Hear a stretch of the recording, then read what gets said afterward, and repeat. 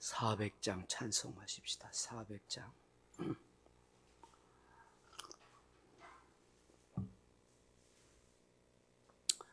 찬송가 400장입니다. 험한 시험물 속에서 나를 건져주시고 노한 풍랑 지나도록 나를 숨겨주소서. 주여 나를 돌보시사 고이 품어주시고 험한 풍파 지나도록 나를 숨겨주소서. 권세 능력 무한하사 모든 시험 이기고 풍랑까지 다스리는 주님 앞에 비오니 주여 나를 돌보시사 고이 품어주시고 험한 풍파 지나도록 나를 숨겨주소서. 죄악길에 빠진 이 몸 캄캄한데 헤매며 부르짖는 나의 애원 들어서서 내 주여. 주여 나를 돌보시사 고이 품어주시고 험한 풍파 지나도록 나를 숨겨주소서. 아멘. 하나님 말씀 로마서 2장 16절 말씀 같이 읽겠습니다. 로마서 2장 16절입니다. 곧 나의 복음에 이른 바와 같이 하나님이 예수 그리스도로 말미암아 사람들의 은밀한 것을 심판하시는 그날이라. 아멘. 사랑하는 성도 여러분, 여러분에게는 나의 복음이 있습니까? 나의 복음이 있습니까?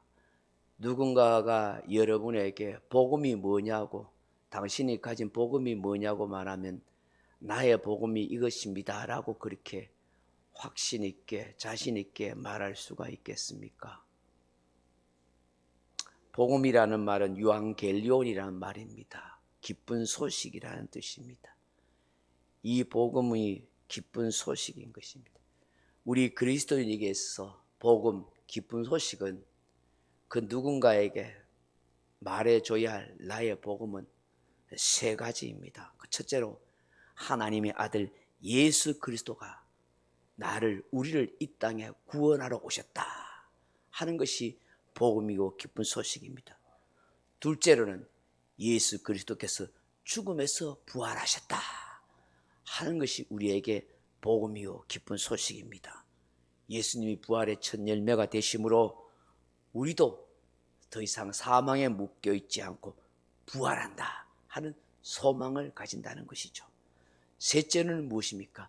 예수 그리스도께서 재림하신다 하는 것이 기쁜 소식입니다. 예수님께서 재림하시는 이유가 무엇입니까? 두 가지입니다. 이 세상에 있는 악한 자들에 대해서 하나님이 심판하시고 이 땅에 있는 교회와 성도들을 다 천국으로 인도하신다. 이 땅에서 교회와 성도들을 괴롭히고 핍박한 모든 자들은 다 하나님이 심판하신다. 그 예수님 재림하실 때 그것이 우리에게 기쁨의 소식이 되고 우리는 주님과 함께 영원한 천국으로 들어가게 되는 것입니다. 오늘 사도 바울이 본문에서 나의 복음이라 한 것은 바로 하나님께서 예수 그리스도를 통해서 은밀한 모든 것을 심판하시는 그날이 나의 복음이라고 말씀하고 있습니다.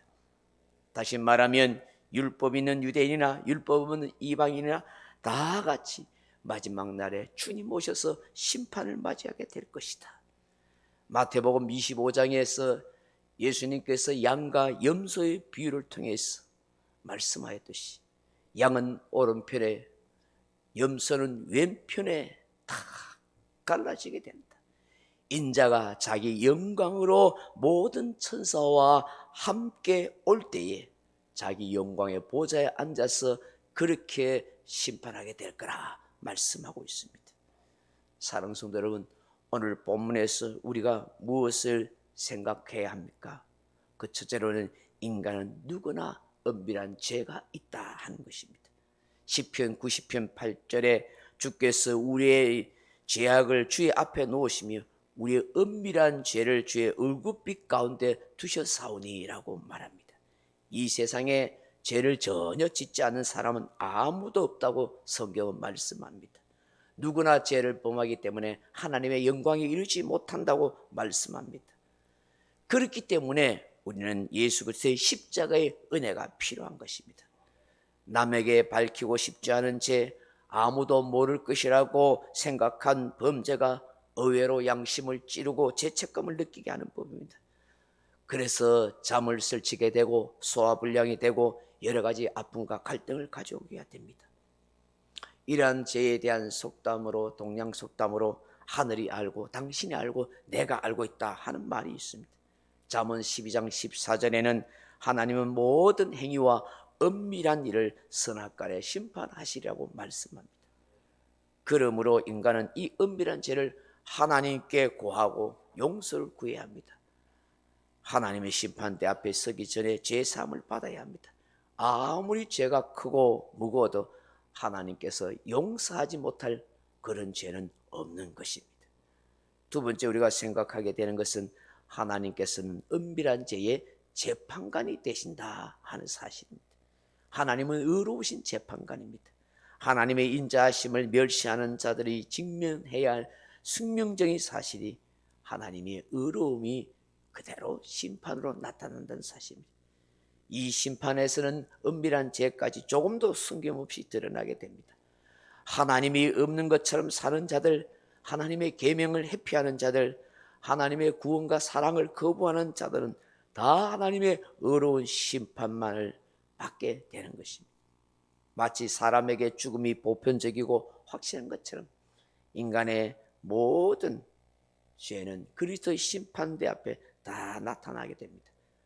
요한계시록 20장 12절 이하에 또 내가 보니 죽은 자들이 무릇 대서하고 그 보좌 앞에 섰는데 책들이 펴있고 죽은 자들이 자기 행위를 따라 책들에 기록된 대로 심판을 받으니라고 하십니다.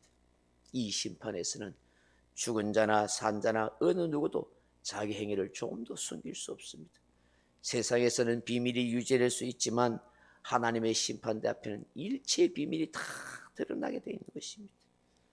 그 하나님의 의로운 판단 앞에 다 나타나게 되어 있습니다. 이것을 우리는 알아야 하는 것입니다. 세 번째, 그 심판은 아무도 피할 수 없다는 것입니다. 하나님께서 각 사람에게 행한 대로 보응하시고 하나님은 외모로 사람을 취하지 아니하신다고 말씀하셨습니다. 지상에서는 많은 사람들이 그들의 행위에 대한 마땅한 보응을 피하기도 합니다. 법망을 피해갑니다. 그 죄가 드러나지 않고 은밀하게 행위가 이루어지기 때문이기도 합니다. 중대한 범죄자들이, 사진자들이 법에 정당한 선고를 피하는 일을 얼마나 많이 봅니까? 오히려 악한 자들이 더 세상에서 지위를, 높은 자리를, 많은 재물을 누리고 사는 것을 보게 됩니다. 그러나 그들 모두는 그들의 영혼 위에 죄를 가진 채 무덤으로 내려가서 지상의 지위나 재물로는 결코 피할 수 없는 하나님의 심판대 앞에 다 나아가게 되는 것입니다. 그때 하나님께서는 우리가 행한 대로 공의로운 심판을 하시는 것입니다. 모든 인간의 행위들은 그의 마음판에 낱낱이 기록되고 하나님의 행위책에 다 기록되어 드러나게 되는 것입니다. 사랑 성도 여러분, 우리에게 복음은 기쁜 소식입니다. 역사의 마지막 심판이 있다는 것이 우리에게 기쁜 소식입니다. 악한 세상을 다 심판하시고 믿음으로 의롭게 살려고 했던 주의 백성들은 다 영원한 하나님의 품속으로 하나님의 나라에 들어가게 된다는 사실인 것입니다. 우리가 이 사실을 확실히 믿고 우리가 언제 어디서나 늘 하나님을 의식하며 참 믿음과 신실한 마음으로 그렇게 삶을 살아가야 될 줄로 믿습니다. 이 말씀을 함께 묵상하며 기도할 수 있기를 주님의 이름으로 축복합니다. 각자 기도하시다가 돌아가시기 바랍니다.